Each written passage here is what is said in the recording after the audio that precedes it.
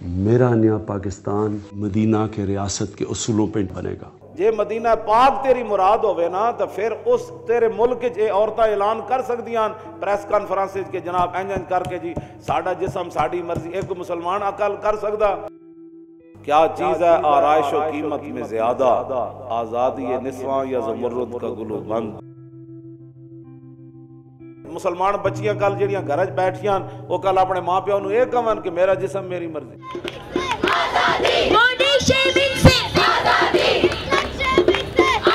ماشاءاللہ ریاست مدینہ کے سربراہ صاحب کو پتہ ہی نہیں ہے کیا ہو رہا ہے۔ ریاست مدینہ میں یہی کچھ ہوتا تھا، اس میں وہاں عورتیں جو ہے وہ روڈوں پر نکل کر یہ نعرے لگتے تھے،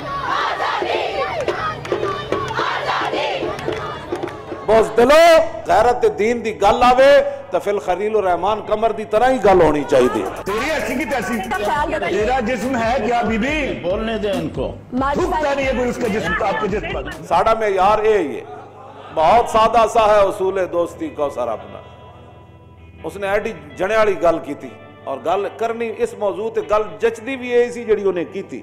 بیچ میں مت بولو تم، تیرے جسم میں ہے کیا؟ تیرے جسم میں ہے کیا؟ اس پر مرضی چلاتا کون ہے؟ اقبال کہتا اس باس کا فیصلہ میں کچھ کر نہیں سکتا، گو خوب سمجھتا ہوں یہ ظاہر ہے وہ کاند۔ کیا چیز ہے آرائش و قیمت میں زیادہ، آزادی نسواں یا زمرد کا گلو بند؟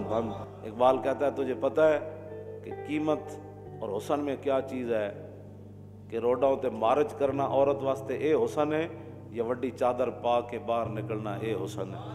کہتا میں اس بات کو خوب سمجھتا ہوں، یہ کیا کر رہی ہے تم فطرت تو جذبہ دارت بلند۔ اقبال کہتا جان دی تیری گود کے جا رجال نے پرورش پائی، تیری گود داتا علی حجویری۔